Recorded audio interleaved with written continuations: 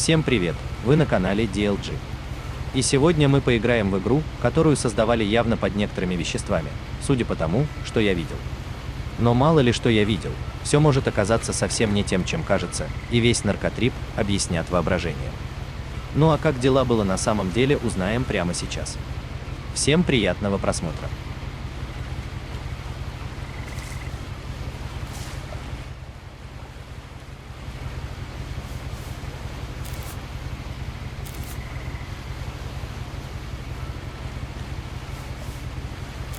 A lot of this isn't going to make sense to you, and I'm sorry about that.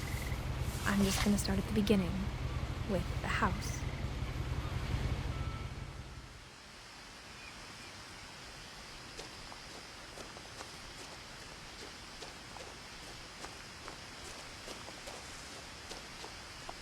I lived here until I was 11, but I wasn't allowed inside half the rooms.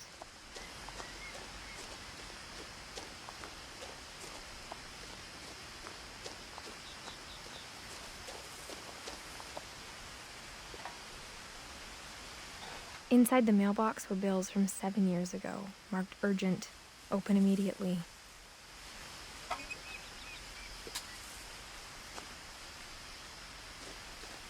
I hadn't been back since my brother Lewis's funeral.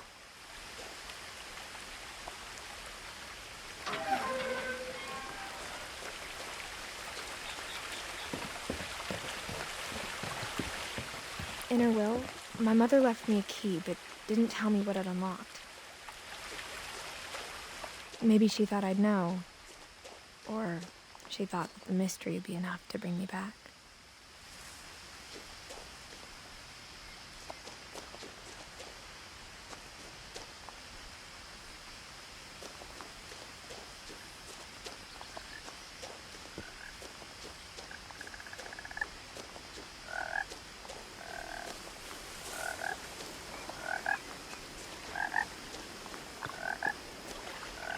The truth is, even after I inherited the house, I never thought I'd come back to it. But now I had questions about my family that only the house knew the answers to.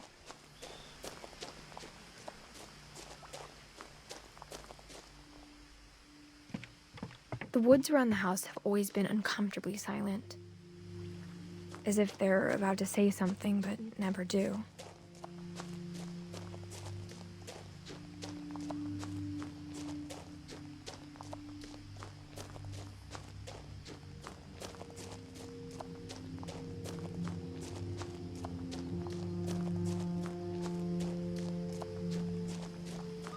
The house was exactly like I remembered it, the way I'd been dreaming about it.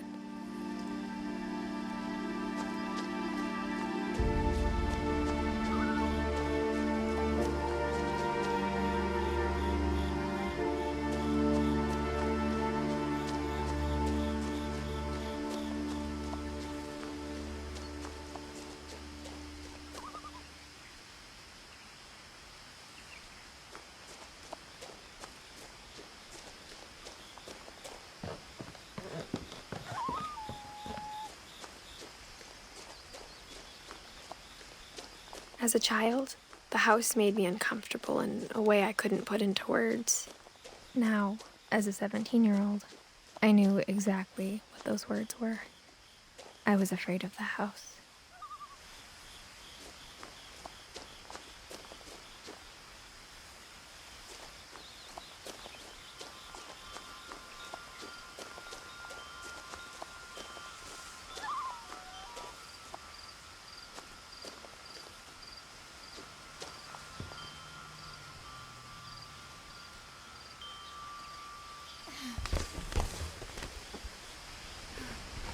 Crawling through the doggy door used to be a lot easier when I was 11.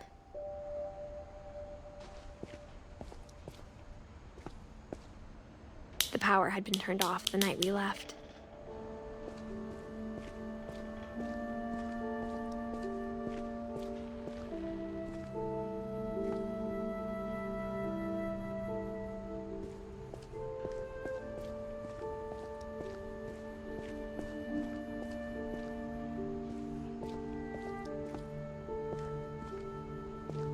For the first time in years,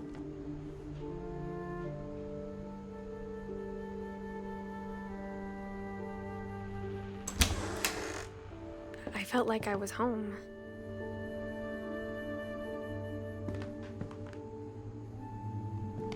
But instead of a family, there were just memories of one. Like how only one restaurant would deliver to our house, so we had Chinese a lot.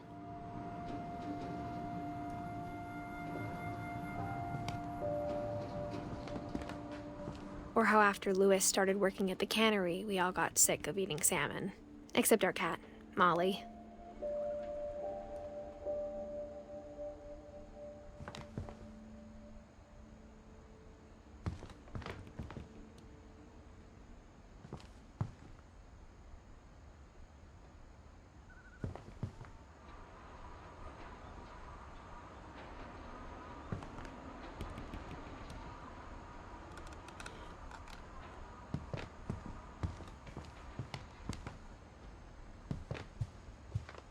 The table was still a wreck from the night we left. It was like a bomb had gone off, killing everyone but sparing the furniture.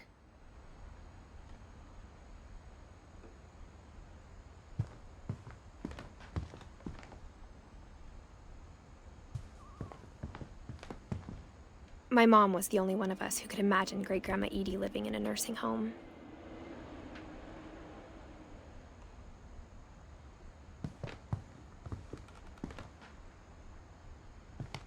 Nothing in the house looked abnormal. There was just too much of it, like a smile with too many teeth. Even the fireplace had a story. Edie told me the bricks came from the original house, after it sank.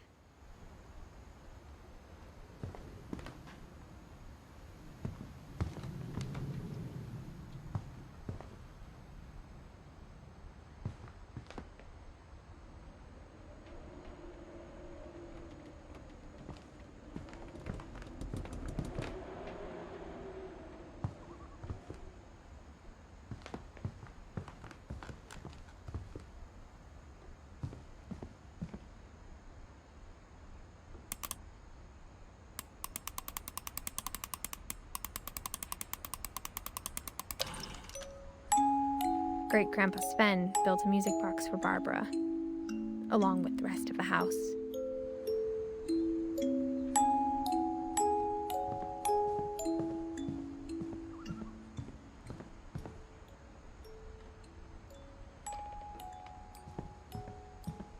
My mom wasn't much of an optimist, but she never stopped believing that my brother Milton was alive.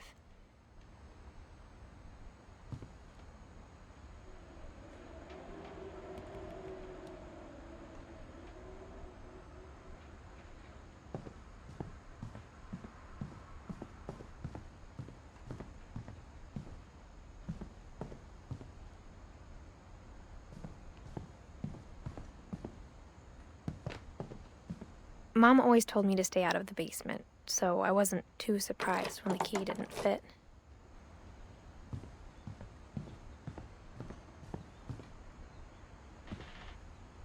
After Milton disappeared, Mom sealed up all the bedrooms. Then Edie retaliated and drilled peepholes.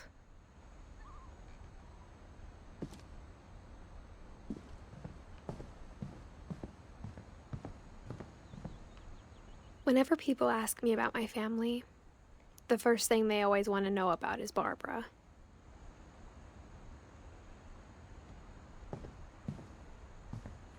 Edie's father, Odin, built the original house.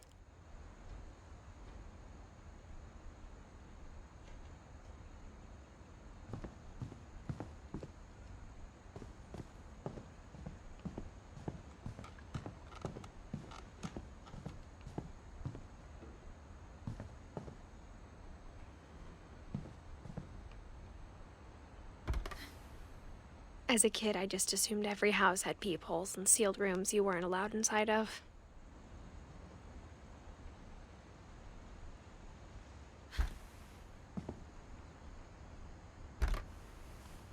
My Grandpa Sam spent 7 years sharing a room with his dead brother, Calvin.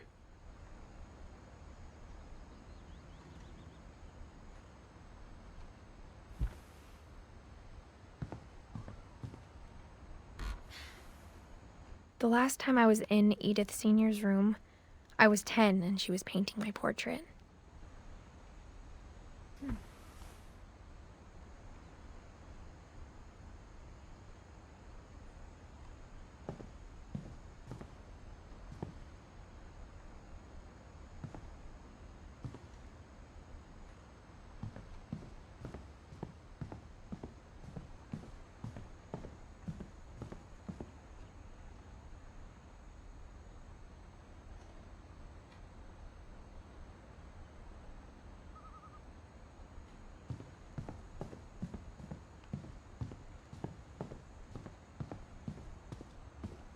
Mom must have locked the third floor stairs on the night we left.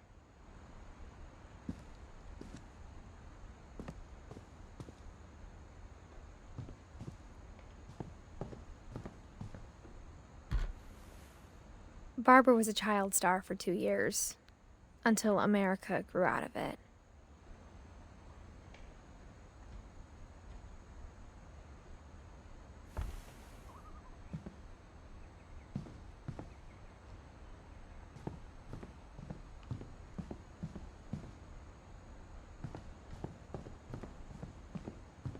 I spent a lot of time playing in Great Uncle Walter's room. I think my mom sometimes regretted not sealing it up.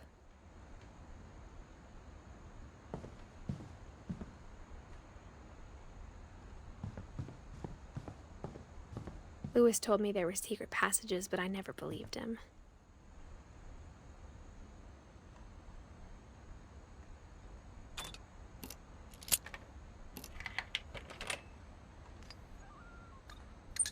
Turns out, my mom was really good at keeping secrets.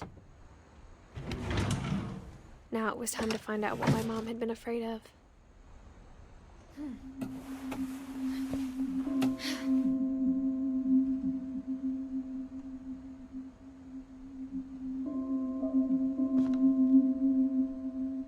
From the paintings on the wall, it was clear my brother Milton had been here before me. Reading this, maybe it sounds like I had a plan. But I had no idea what was behind that door.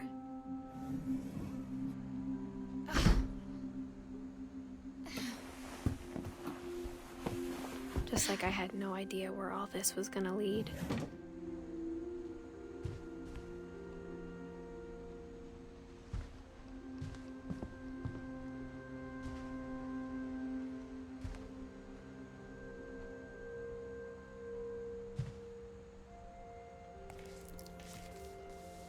December 13th, 1947. Dear Diary, I'll be gone soon, but I wanted to tell somebody about what's gonna happen. It started when Mom sent me to bed without dinner. I woke up and I was starving, so I looked around for something to eat.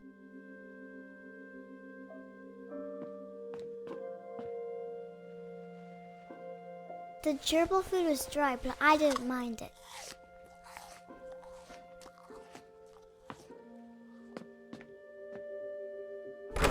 Mom, can I come out now? Sweetheart, it's late. Go to sleep. My Halloween candy was all gone.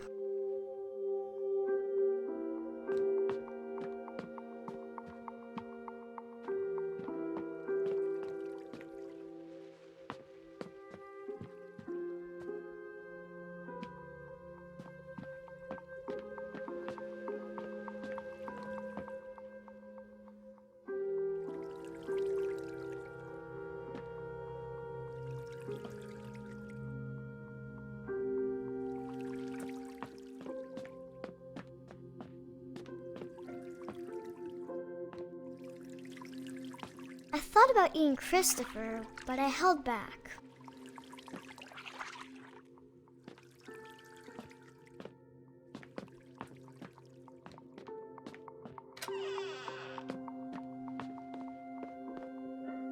I kept eating and eating.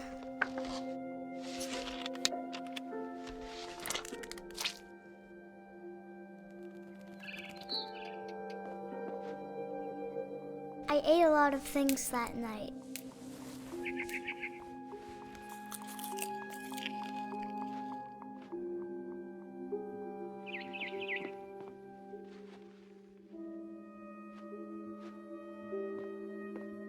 Then I heard chirping outside my window.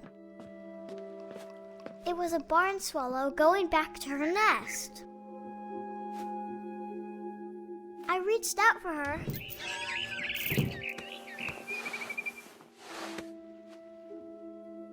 And suddenly, I was a cat.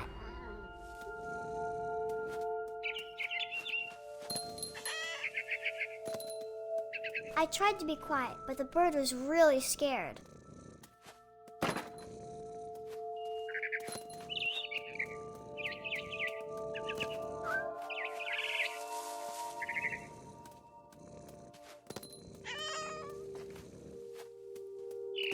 Mom and Dad didn't even look at me.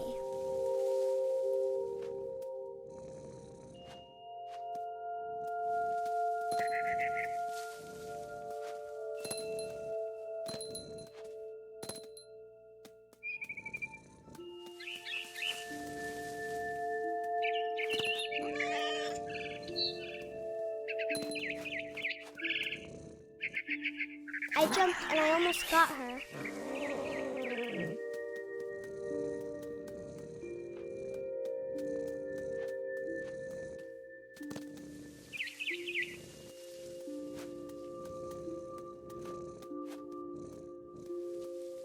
I could tell she was getting really tired.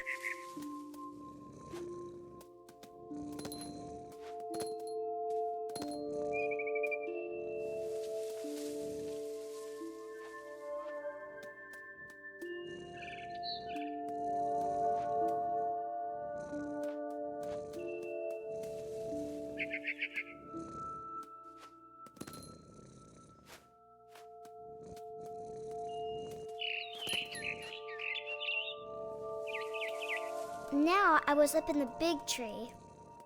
I promised Dad I wouldn't climb it anymore. All I cared about was eating that mama bird.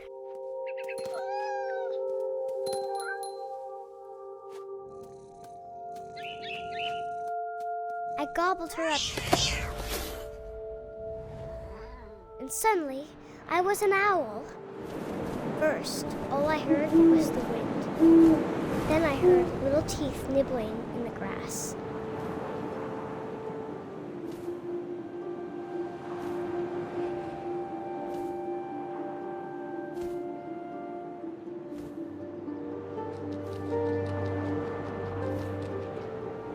Rabbits.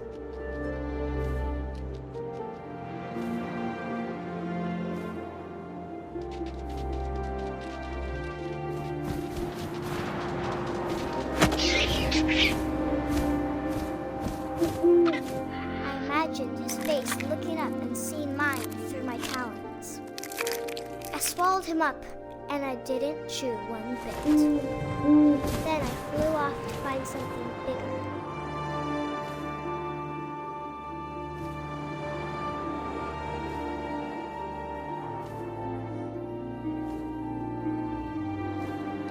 A mama rabbit.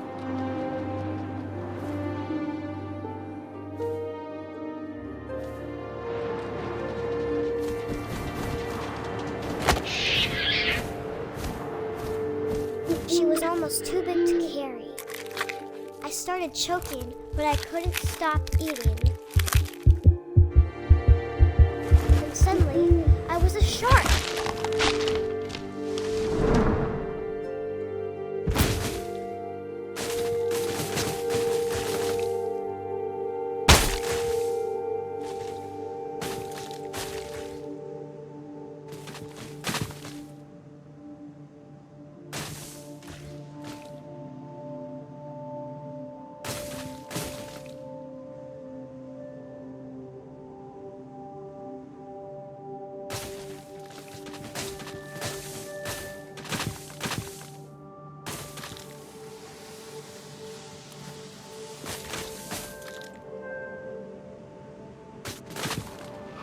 I rolled off a cliff and into the ocean.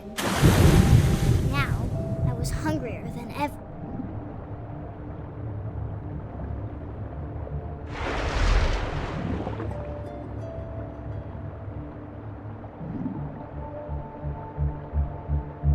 I wanted fat,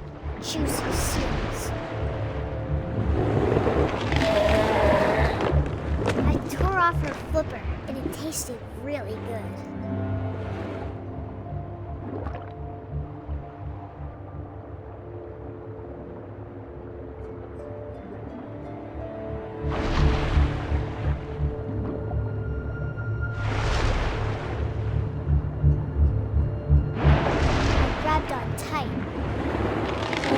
So hungry, I jumped out of the water. When I opened my eyes, everything had changed.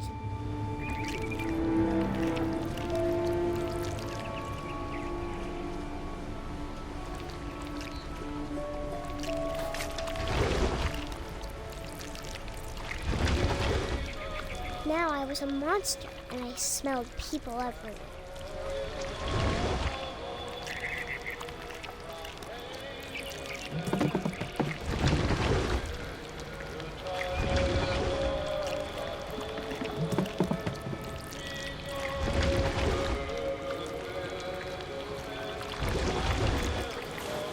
I was big, but I moved real quiet.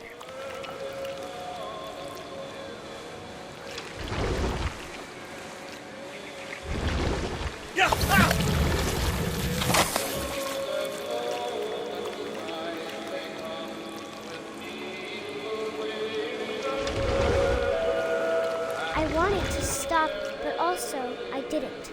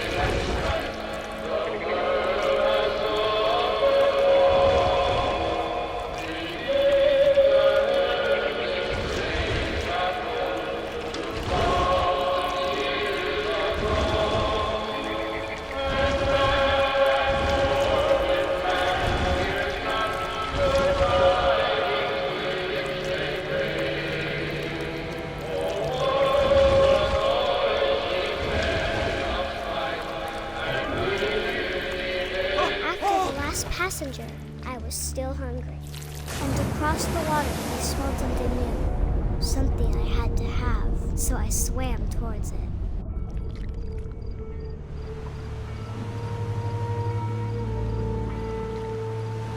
I slithered onto the sand, and the good smell went into an old pipe.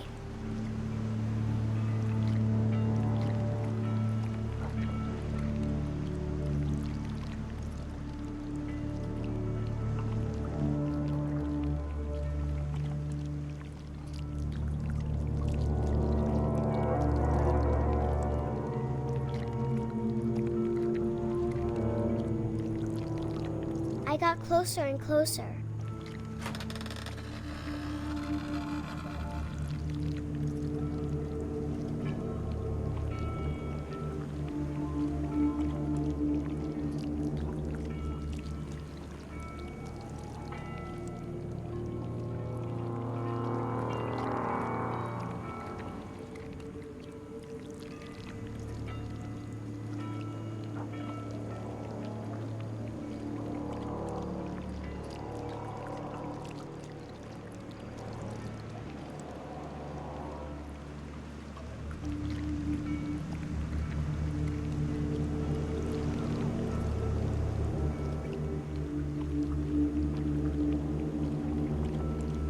All my stomach started growling. And suddenly, I was me again. I held my breath for a long time, but I couldn't hear anything. I think it's waiting for me to fall asleep. But it's not going to wait much longer. It needs to feed, and we both know I will be delicious.